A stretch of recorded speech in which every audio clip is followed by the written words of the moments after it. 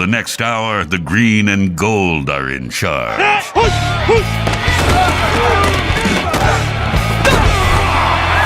Welcome to In the Huddle on the Woodward Radio Network. In the Huddle is brought to you by Mole Lake Casino. Now, here's Bill Scott and Green Bay offensive lineman TJ Lang. And a good evening to you from the fifth quarter in Little Chute.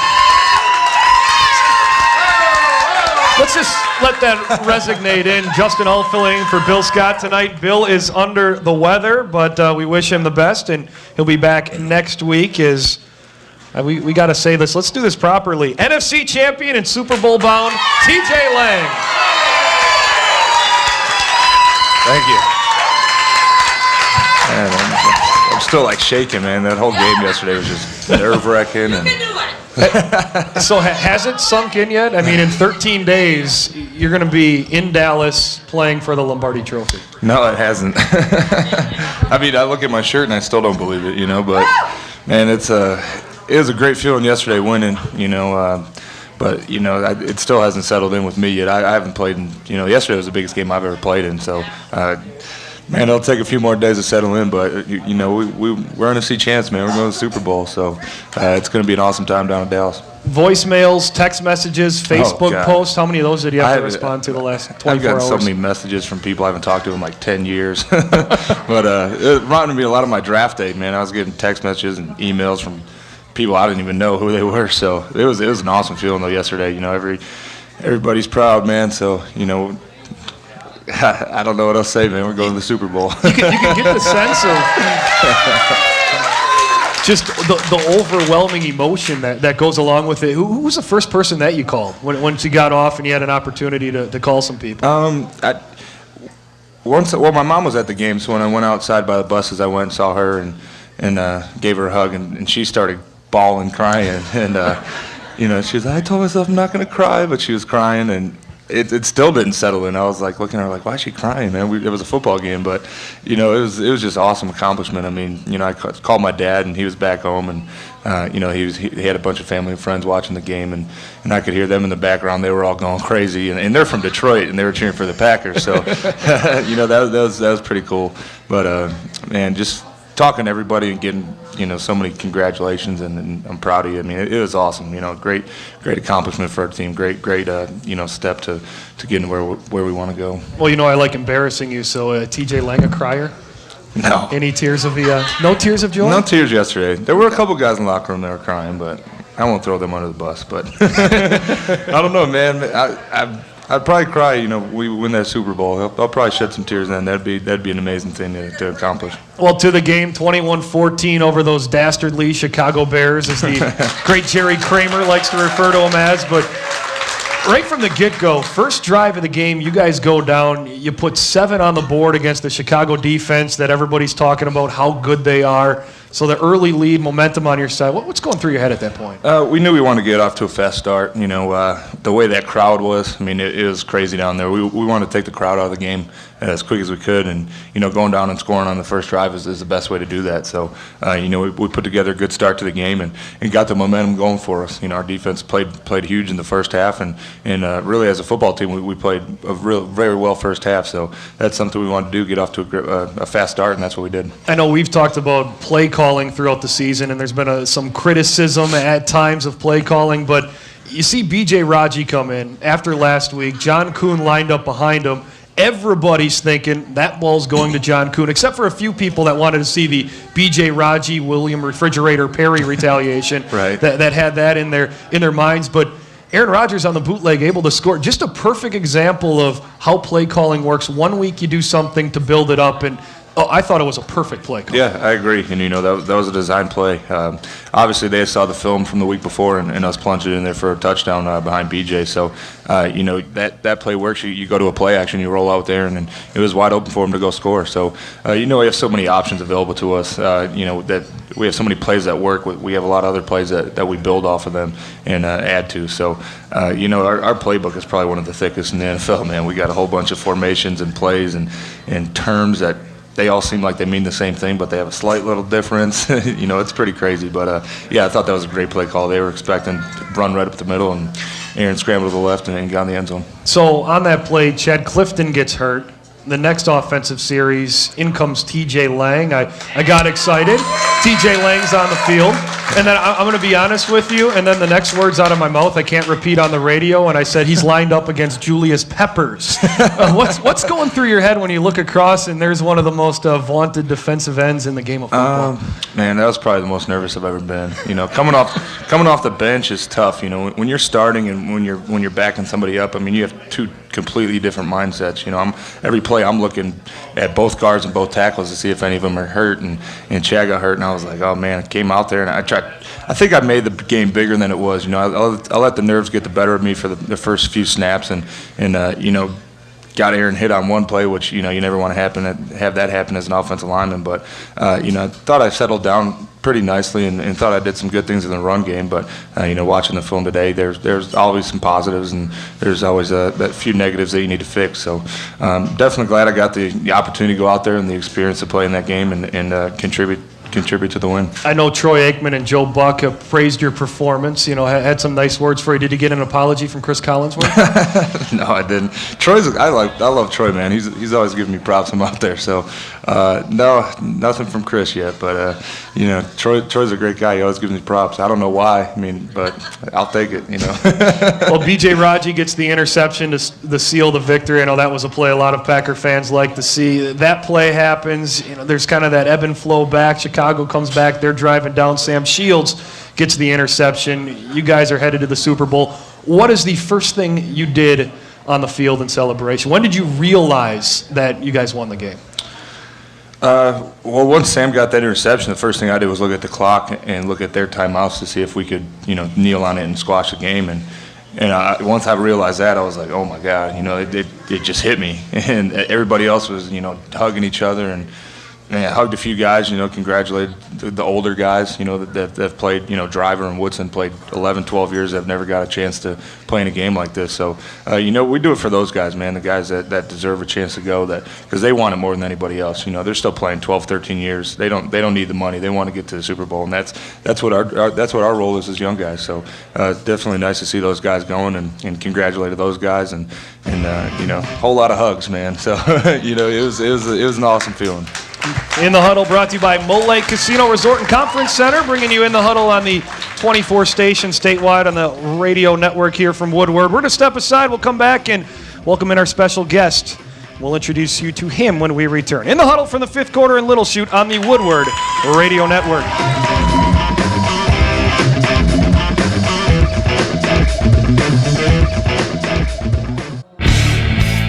Back to In the Huddle with Bill Scott and Green Bay offensive lineman TJ Lang. And welcome back to the fifth quarter. Justin Ull in for Bill Scott tonight, along with Super Bowl bound and NFC champion TJ Lang. Just want to remind you we have our email segment coming up. Granite Peak Ski Area in Wausau, the tallest and largest ski area in Wisconsin, with 700 vertical feet on the peaks and 74 runs. If you go to inthehuddleshow.com, submit your email question there. We pick a winner each and every week to pick up that email or that ski package with the email question of the week. Well, ready to welcome in our next guest. He's fifth season out of Alabama. He wears number 26, safety Charlie Peprah. How's it going? Doing well. Now, I know TJ says it hasn't sunk in yet. Has it sunk in for you? No, it's still, I think I'm still going through that process. You know, it's crazy. You know, we got back last night and talking to some of my friends and like, why aren't you excited? You don't sound excited. And I was like, I don't think it's hit me yet, you know. I think once we start watching TV, this whole week building up to it, that anticipation, the build up, I think it'll hit me then. Well, Charlie, your road too. 3 years with the Packers, played on special teams. Last year you had the knee injury, ended up going on IR, had the injury settlement, played a couple of years for the Falcons, and then you came back this year, making the team in training camp, and now you're the starting safety, one of the starting safeties for a Super Bowl team. Is that how you drew the story up?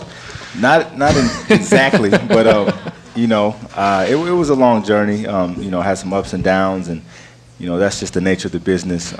You know, you just got to stay believing in yourself and just stay taking care of your body and just keep working. And that's what I did. And eventually, you know, you'll get your opportunity. And I just wanted to make sure when I got mine that I took advantage of it. here we are. I know, TJ, you might be able to comment on this too. In training camp this year, I thought Charlie was one of the guys who stepped up. You looked like a different player out there. I mean, there were plays you were making. You were noticing, the plays you were making that year, and really stood out in training camp. I don't know if you noticed that too, TJ, but one of those guys that, locked to be on the roster, and you knew was going to be a contributor this year.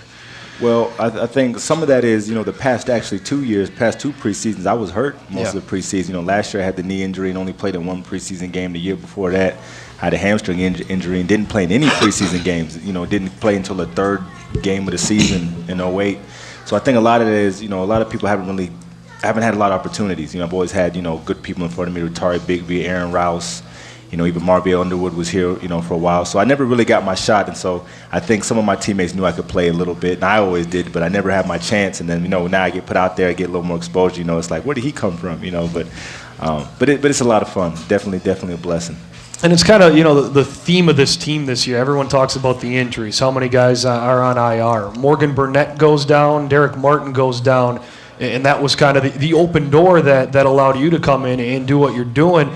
When those injuries happen, I mean, what does something in the mindset change? Does your focus change? Or, I mean, how does that work to get ready to go out there and know you need to contribute? Well, with my experience, in 08, I did get some play here and there because, Atari would get banged up or Rouse would get banged up. But the way this business is, you always have to be ready. It doesn't matter if you're second string, third string. You never know when your opportunity can come. I.e. Haney, the quarterback, the other night from the Bears, I'm sure that's the last thing he was thinking was going to happen, when he woke up that morning. But you always have to be ready. You always have to be prepared because you never know when your opportunity is going to come, and you want to be able to take advantage of it. So that's one thing I made sure that I did is, if I couldn't get the reps physically, I got them mentally, so I would know what to do and always be prepared and just be ready. Is that something the team talks about? Because I know, TJ, we've talked to a few guys. Eric Walden was here in the past weeks, guys that stepped in. Is that something the team talks about, or is that just a player mentality? Is that something you keep in your mind and keep that focus of when you get your chance, you need to take advantage of it? I think it's just the mentality. I mean, you have to have that confidence to trust yourself to go out there to get the job done. I mean, we only keep 53 guys on the team, and if you're dressing on game day, there's only 45 guys. So you're dressing for a reason. You're dressing because you can play. The coaches believe in you. So you just have to get past that, that backup feeling and realize, hey, I'm a starter now. I'm going to go in there and get the job done. They trusted me, or else I wouldn't be here. I wouldn't be here if I couldn't get the job done. So,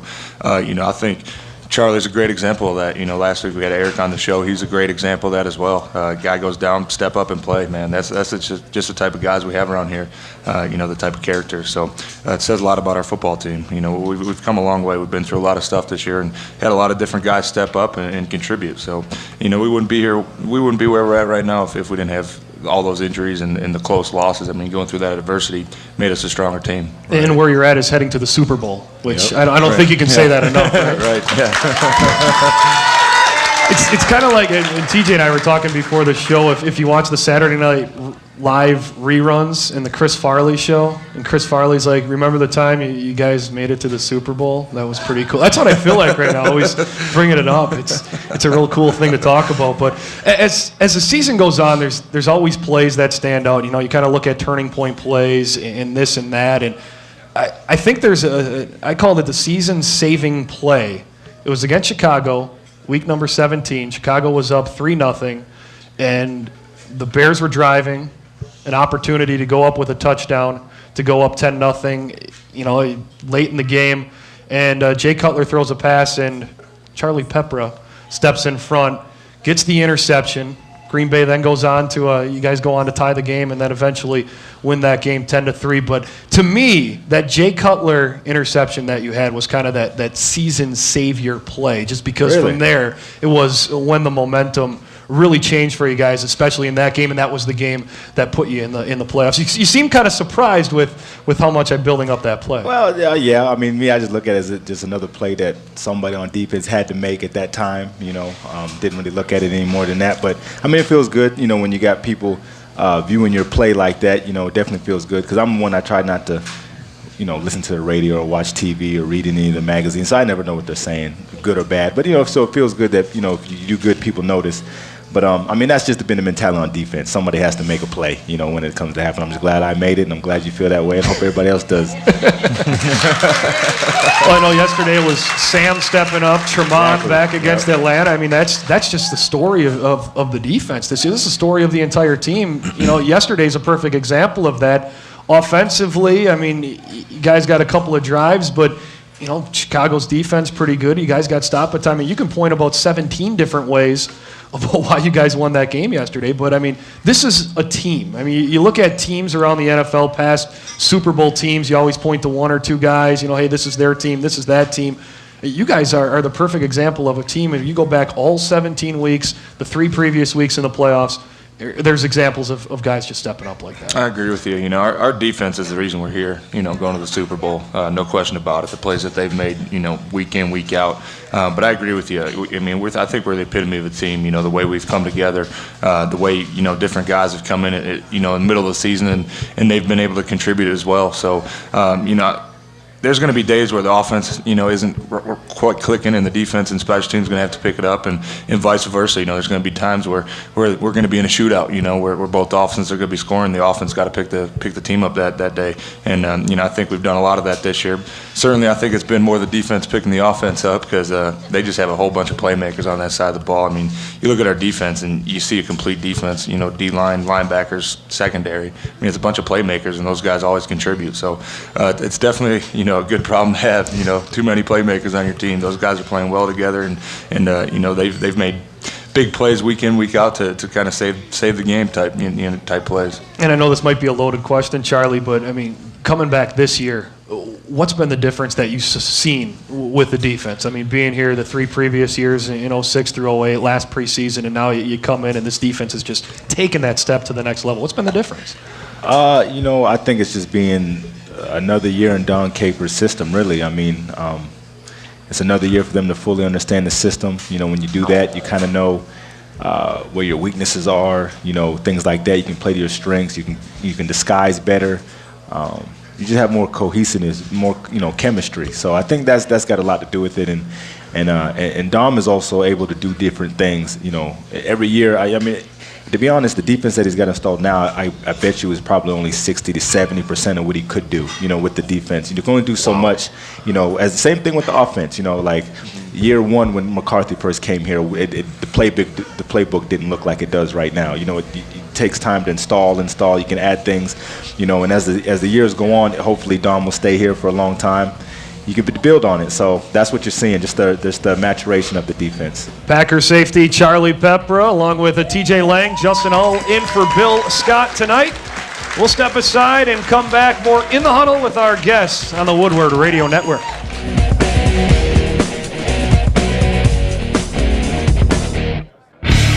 Now back to In the Huddle with Bill Scott and Green Bay offensive lineman TJ Lang. And welcome back to the 5th quarter in Little Chute. Justin Hull in for Bill Scott, along with Packers offensive lineman TJ Lang and special guest safety Charlie Peprah tonight. Our player guests brought here this evening and every evening by L&S Classic Limousine Service. Transportation for our guests provided by L&S Classic Limousine Service. Personal, professional service for all occasions. Call 1-800-830-5933 for your reservation. And just a note, Dan, Lenny got him here on time tonight. So, Dan, whoever Dan is, not that Dan. Where's Dan? But whoever Dan is, Lenny wanted me to let you know he got our guests here on time this evening. Again, we have our audience email segment coming up in thehuddleshow.com. You can go there. You can send in your email questions. Have an opportunity to win that ski package from Granite Peak. Now, skiing, as we look outside in this Wisconsin winter, definitely a big recreational activity. You guys head into Texas, and you're from El Paso, Texas, right, Charlie? No. I'm from Fort Worth. You're Texas. From Fort Worth, Texas. Grew up in Dallas, Texas. Though. Okay. So I'm headed home. So you're headed home. That was the question. I was going to go in that direction. So do you have you received a lot of people, hey, you're playing in the Super Bowl, can I get some passes? Oh, man. You have no idea. I got friends calling me, getting mad because people are calling them asking for tickets. Man. Well, how does that work? I mean, I know in the regular season you guys get an allotment of tickets, or you can get tickets for your family. Same thing in the playoffs, I'm assuming. Is it the same thing for the Super Bowl? Yeah, we get two comp tickets, and normally in the season you get 2 free ones, and you have an opportunity to buy 2 extra. But this, for the Super Bowl, we get 2 free tickets, and then we have the opportunity to buy like 13, I think. So I think you get up to 15 tickets, but they're not cheap. we pay face value. We don't get any deals on them. So I've been getting a lot of requests, and I told them immediate family only: mom, dad, sister. Everybody else, you're on your own. What is face value? Do you know? Have you looked at that yet? I think $900. Not a we cheap have to ticket. pay. Yeah, it's not cheap. I mean, cheaper than you could get them on StubHub or anything. That's for sure. Yeah, we're still getting a deal, not but still expensive. 2,800 or something. That's the going Average. rate. At least I've heard all types of numbers. I heard that number 3 weeks ago, so I don't even know. And then they're doing something down. Jerry Jones is having for $200. You can get into the stadium, into the party plaza, and watch the game on a big screen TV. So you're there. You count in attendance, but you really don't get to see what's going on the field. Yeah, they're charging people too. I know they have like a 30-foot big screen on the outside of their stadium. Yeah, and I think the party plaza. Oh, yeah. that's what it is. Yeah, yeah. You like sit on the lawn and watch the game on a big screen. $200. I don't know. I'd rather sit at a bar and drink some beers watching it. But man, that's crazy. I bet it'll probably be sold out too. That's how crazy fans are. They'll go and they'll pay $200 to watch it on the outside of the stadium. It's crazy. It's Steeler fans and it's Packer fans, the 2 most loyal fan bases in professional football. So I mean, you talk about trying to sell out the stadium. I don't think there's going to be any issue whatsoever. I doubt it. Well, going back to yesterday's game too, and Jay Cutler goes down. It's kind of been a big story around the NFL today. Some people criticizing him for not coming back in the game or whatnot. But this first reaction-wise, Todd Collins. I almost said Tom Collins. Todd Collins enters the game. From the defensive standpoint, you see the backup go in there, Charlie. It goes through the head. Man, you kind of like start licking your lips a little bit, okay, we're about to come after this guy, because obviously he hasn't got the reps, that Cutler gets, and he's not really into the, at that time, I forget what quarter it was, but, he's not in the flow of the game right now. His eyes might be like this, wide open, so we're going to come after him. Turns out, he gets rattled, he gets up the game. I don't know if he was hurt or rattled, but then the third string comes in and does a better job than the backup, so, we kind of hope Todd would have stayed in the game, but I don't know. But every time you see that, you get excited. You kind of pin your ears back and you come after him. No, Todd Collins was the guy earlier in the year. Wasn't he 3 of 17 in a game with 4 interceptions, but Chicago still beat Carolina? Man, I have no idea. God, he did look atrocious, but yeah, the Haney came in there and kind of saved things around for him. Haney played better than Cutler, too. Yeah, very true. Well, you look at quarterback ratings and the way that things went on, yeah, Haney definitely their most effective player, but Cutler, there's a lot of criticism. People are questioning his toughness. Not just people, not just fans, not just members of the media. And speaking from a media member, we have no idea what you guys go through. Nobody needs to question anything whatsoever. But you get a guy, Maurice Jones-Drew, kind of came out and said, hey, I played with a bum knee all season long. Deion Sanders came out and was questioning. When you hear that as a player, somebody goes down and people start questioning from injuries. Is that crossing a line? I mean, is that an unwritten rule, something, as a player you shouldn't be speaking about for another team, especially when you're sitting home and not even playing in a championship game like that? I think it was a little bit unnecessary. I mean, to attack a player, obviously, Cutler's been taking his beating, this year throughout the 56 sacks or something. He's taking a beating. He's played in every game. I think if there's something really wrong with him, there's something wrong with him. He's not come back in the game. So I think to take a shot at the guy while he's down, unnecessary. I don't think I would have, I would certainly never do that, and I would hope nobody would ever do it to me if something was, seriously wrong where I couldn't play. You're talking about your job, if there's something that's going to affect the rest of your career, sit it up, let somebody else that's healthy, take over. So I think it was a little unnecessary. Yeah, I think it'll let all the facts come in before you pass judgment. I don't go to, people's house and be like, well, why aren't you at work today? You just got a headache. You know what I'm saying? I don't bug people. The guys don't know what we're out there playing with. You really don't. And there are some tough SOBs on the field. And if a guy can't come back in, you got to understand a lot of times it's the medical staff that won't allow you to come back in. Guys want to. you see guys hiding people's helmets, the training staff hiding guys' helmets all the time when they were concussions because they're like, oh, I'm good, I want to go back in the game. You know, it's the medical staff that has the final say-so. So, I mean, you never know what's going on. And for guys to just come out there and, you know, they did it to LT, LaDainian Tomlinson, 1 year in the playoffs, and, you know, he's one of the toughest guys out there. So, I mean, let all the facts come in before you pass judgment. Now, the facts is torn MCL. It's an injury that would have been 3 to 4 weeks of game time missed if it happened in the regular season. So as he said, let the facts come out. I know I was listening to Chicago radio on the way back from the game yesterday, and they were just blasting him.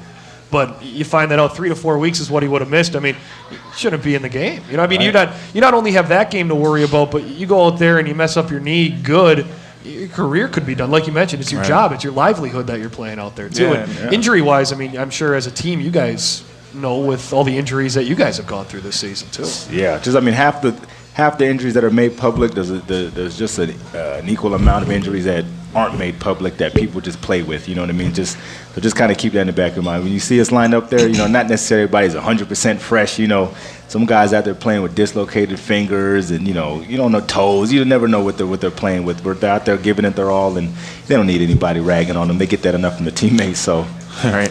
To me, there's a line between being tough and being smart. You know, Right. if you have an injury where you know it could cost your career, it could damage your career. I mean, you got to be smart. You got to sit down and let somebody else take over. If you're banged up a little bit and it's hurting, but you can still go out there and get the job done, and you know, take a few days off of practice during the week. You know, go out there and play. yeah, what they say, hurt versus injured. Hurt you know? versus injured. Yeah, if you're hurt, go play. If you're injured, you got to be smart and think about, you know, your livelihood, your job. So there's a line between being tough and smart, and I think he probably made the better decision by sitting out. And I think the one example, too, to bring up this year, and Aaron, you know, with the concussion, he sat out against New England, came back. You guys have won 5 straight, and, you know, the phrase of the night, you're headed to the Super Bowl. Right. Exciting times. And we'll talk more about we got a quick second here, but Pittsburgh Steelers. It's kind of, when you hear the Pittsburgh Steelers, kind of the first thing that pops into each of your heads. Tough. Yeah, tough team, tough defense. Physical. Yeah, physical. I mean, you know, they got a really strong defense over there. It starts with their 2 outside linebackers, you know, Woodley and Harrison. I mean, those guys are physical. So it's going to be a tough game, man. It's going to be physical. It's going to be a battle out there, and nothing new nothing we're not used to. But you know, you think of Pittsburgh, you think of, you know, hard mouth hitting football. So you look at the AFC. I mean, I don't know if you go into predicting who you're going to see out of there. Was Pittsburgh one of those teams you expected, you know, if and when you guys got to the Super Bowl, you'd be seeing? I mean, it depends how early you would ask that question. You know, there was a group of maybe 4 teams that you would think would rise to the top. You know, you got the Ravens, even at one point the Chiefs, you know, Patriots, obviously Pittsburgh, but you never know who's gonna emerge, and that's why you play the games.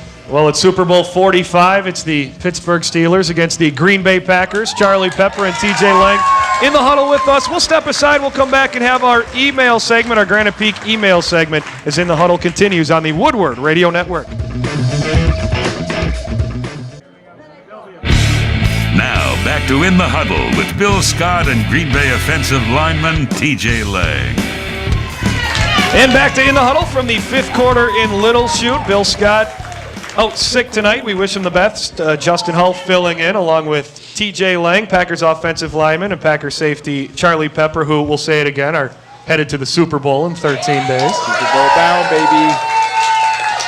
Time right now for our Granite Peak email segment. Granite Peak ski area in Wausau is the tallest and largest ski area in Wisconsin with 700 vertical feet and 34 runs. Granite Peak offers terrain for all levels of skiers. An average base of 36 inches and all runs open, including 4 terrain parks. It's a great time to hit the slopes. For more information, you can head to skigranitepeak.com. Well, I'll pull double duty tonight. We get to do normally I kick it over to myself where Leo is doing the recording, but with Bill being out, I'll keep it right here, hogging the limelight, I guess, since I have the opportunity to do that. You gave Leo the chance to do it. He said he didn't want to do it. So all right, we'll blame Leo, our videographer tonight. But let's get right to it. Our email questions. We'll start off with Christy, who has the first question. Is the Super Bowl ring something you would plan to wear or something that would go in a trophy case?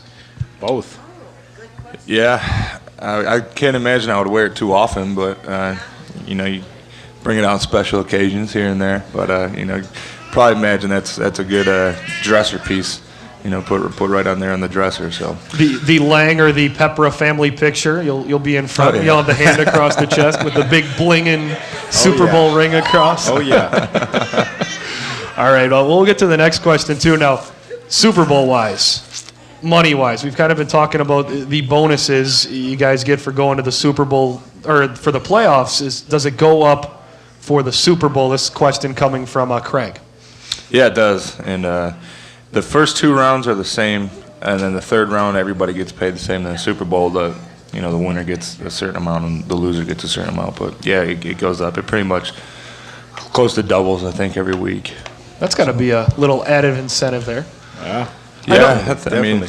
well, for me it is because it's more than my week check. A lot of guys are taking a pay cut going to the playoffs. Like the guys making $10 million a year. What's a couple grand I mean, to if them? you want specifics, I think actually what we're gonna do, starting from the wild card weekend all the way to the Super Bowl, if we win, the total would be $161,000 pre-tax. So Pre-tax, that's the key word, right? yeah, because we are in the highest tax bracket, so they do. It's still a good amount of money, but they'll take some out of it. But I think that's what the figure was. We use some of that as motivation. Our meeting rooms, this we get this in this round, this in this round. Don't let them mess with your money, man. Let's go get them. But that's I think the number I heard was 161 total for the whole playoffs. That's a pretty nice chunk of change there. Yeah, paid for my mom's car that I bought her for Christmas. Not bad. We'll get to the next question here coming from Larry in Madison. And he wants to know, did you gauge any reaction from the Pro Bowl guys about not being able to go play in the Pro Bowls? And beyond that, the guys that didn't get an opportunity to play in the Pro Bowl, that should have played in the Pro Bowl, who now have a better trip to Dallas in a couple weeks? I don't think any of them are complaining. I remember talking to Chad Clifton, 3-4 weeks ago when those when the voting came out, and said, saying, "Hey man, you're gonna go play Hawaii." He said, "I don't want to play Hawaii. I want to play Dallas." And I didn't think about it right then, but I was like, "Oh yeah, you got a point, man." And I don't think any of those guys are complaining, man. We're definitely happy to be going to Dallas.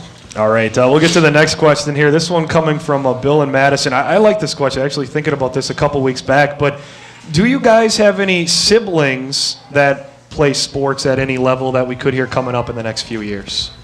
Yeah, my little brother actually plays at Wisconsin. He was a redshirt freshman this year. Didn't get a whole lot of playing time. Safety up there, Josh Peprah, number 31. So hopefully he'll mature and he'll get some playing time in the years to come. That's got to be cool having the little brother playing down the road in Madison. Did you get an opportunity to go see him at all this year? No, I didn't because of the way our schedule is. It would be kind of hectic, but we text, keep in touch. He came to the Bears game.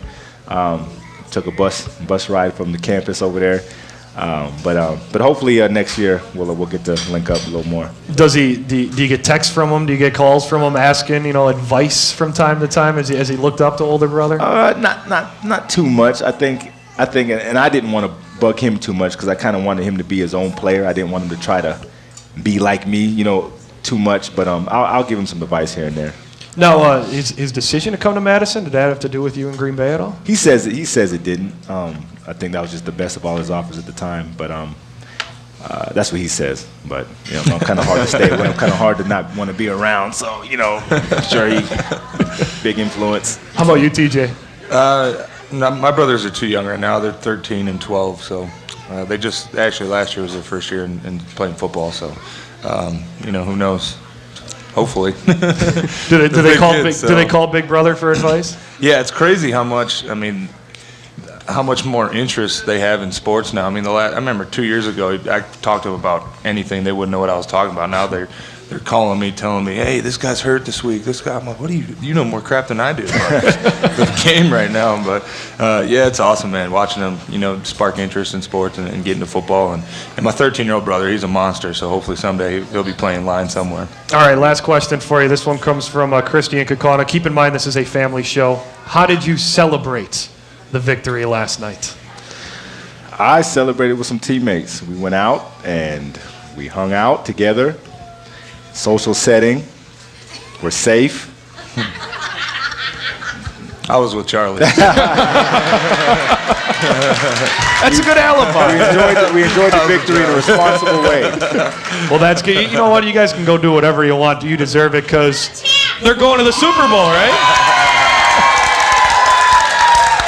All right, we'll name our winner of the Granite Peak ski package coming up, and we'll come back one final time with Packer safety Charlie Peprah and TJ Lang, Justin Hull for Bill Scott, as we are in the huddle from the fifth quarter in Little Chute here on the Woodward Radio Network.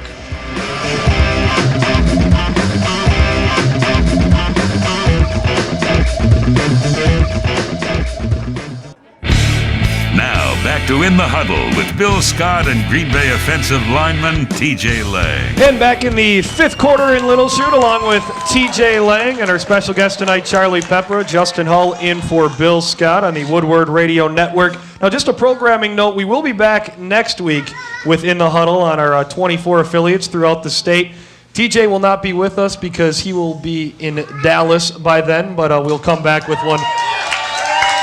It doesn't get old hearing that, does it? Still hasn't sunk in all the way yet. You know, I'm trying to help the sink-in process for you guys. But no, we'll be back next week. We'll have a show, and then we'll have the wrap-up show with TJ after the Super Bowl. Now, would you be able to bring the trophy in for the show for all the? I don't know. You should find out about that. Yeah, I'll see what I can do. That'd be a pretty pull some strings. a pretty fun thing to see. But I want to go back. I wanted to bring this up in the last segment, but I was impressed last night with something. I mean, all the post interviews and that, and it's an individual that I think has been ridiculed more in the state of Wisconsin over the past few years than anybody should be, and that's General Manager Ted Thompson, who I believe has put together this roster that and has players coming in, you know, putting in the guys there.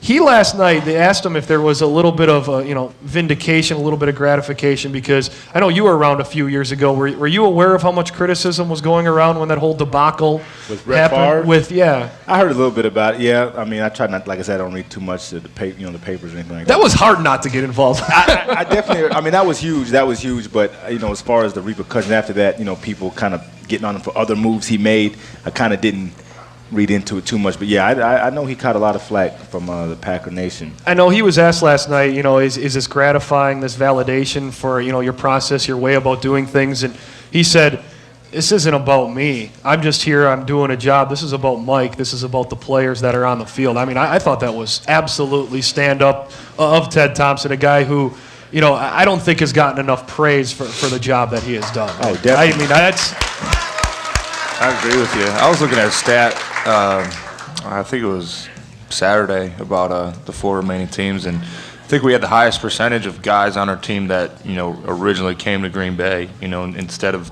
going out and picking up all these hot name free agents, like the Jets have done or other teams. So I think, we're a team that, we like to build on the guys that we bring in. I think Ted's done a phenomenal job with that. I know his quote with Mike Vandermouse from the Green Bay Press-Gazette today I thought was great, talking about, the criticism is this vindication. He says, the negatives and positives don't really affect me. Quite frankly, very few people know what they're talking about. It's like Ron Wolf told me, you're never as stupid as they say you are, and you're never as smart as you say you are. You're somewhere in the middle. I thought that was a pretty good quote from your general manager there. All right, let's get to it. First 6 seed in the NFC to make the Super Bowl. Does that mean a lot to you guys? Does that mean anything to you guys? Yeah. I mean, the road we had to take to get here, was definitely tough, but we knew we could do it, and I just think it feels good to know that the focus that we had and just the goals that we set, when we knew we had a tough road ahead of us, and we got it done ever since the Giants game when we knew we had to win. We've kind of been facing elimination for 5 weeks now, 6 weeks, so our playoffs started about 2 weeks early. So just knowing that, the goals that we had set at that time and we reached them, it feels good. We're not done yet, but it feels good to get to this point, definitely. You know who the only 6th seed to win a Super Bowl was? Pittsburgh Steelers. Yeah, back in 2005. I thought the Giants were. They were a 5 seed that year. Oh, okay. Yeah. They did the wild card route, but they were the 5 seed. You guys ready for a home game? You guys are the home team. Now, how does that work? Now, how does that work? That was my next question. Yeah, do you? I guess you don't know how it works. We get to wear the green unis? You get to wear the green unis. Yes. Now, would you want to wear the white ones, though? I mean, are you superstitious I mean, enough just for because you we've to been think about rolling it? in them, you know. But other than that, I mean, it would be cool to wear the home green, you know. But yeah, you got to explain to me. It's decided, and we kind of were talking about this in the office today. We thought maybe because Dallas is the home, you know, Dallas is an NFC team, you get the home. It's actually every other year. So it's nothing spectacular or anything like that. It's just every other year. Odd years, it's the NFCs, and even years, it's the AFCs. So they don't do it by whoever the highest seed is, nothing like that. It's just, okay. That's pretty cool. Yeah. So you guys get a home game for the first time in January. Hey. Or second time in January, I should say. Chicago was back in January. What number Super Bowl appearances is for the Packers? Green Bay Packer history. 5. 6. 5? 5, yes. Super Bowl appearance? 5th. Number 5. Can you name the 4 previous teams they faced? Chiefs. Patriots, the Broncos. You went old school, so I mean, you're the Yeah. first one. I thought you were going to get the. I was trying to think of the other one. Patriots and Broncos. I wasn't laughing. Yeah, you got the easy ones there, TJ. And don't tell me, I'm going to get it. Yeah. Raiders. Got some help Raiders. from the crowd. Bart Starr, the MVP of the first 2 Super Bowls. You know, MVP of Super Bowl 31, the victory of the Patriots. Desmond Desmond Howard. Howard. Desmond Yep. Howard. Yeah, And that I beat kickback, you on yeah. that one. Yeah, you got it. I just saw it, too. Well, I thought you didn't watch TV, man. You know, Hey. you're lying. Look at I got to watch something to fall asleep to, huh? so Pittsburgh. All right. Well, actually, let me go in this direction. Are you prepared for the hype? I know there was a lot of hype with the Chicago game last week. I was sick of it as a Wednesday. I was waiting for you guys to play the game. Are you prepared for the 2-week hype of the Super Bowl? I think it's going to get kind of old, you know, to come next week. I mean, this week's going to be crazy, but I don't know, man. Like, it still hasn't settled in yet. I guess it might when all those media people are in the locker room and we're doing all these, you know, things to get ready for the Super. I don't know, man. It just hasn't set in yet. I mean, it might be anything we haven't seen up until this point, but I don't think it's anything that we can't handle. I think it's going to be overwhelming, but it's definitely going to be a new experience. But I think we'll get all that out of the way early in the week and then get to focus on the game later on. So we'll be all right. Well, let me speak in behalf of all our networks and everybody here. Congratulations, you're going to the Super Bowl, guys. Thank you. One more game to go, though, right? One more. 4 quarters. One more game. Charlie, thank you so much for stopping out. It's been a lot of fun. Thanks for having me. TJ, thanks for putting up with the B team tonight. We'll see you in a couple of weeks, all You right? did a good job, Justin. All right, with TJ Lang, Charlie Peprah, Justin Hull signing off. We'll be back next week in the Huddle from the 5th quarter in Little Chute on the Woodward Radio Network.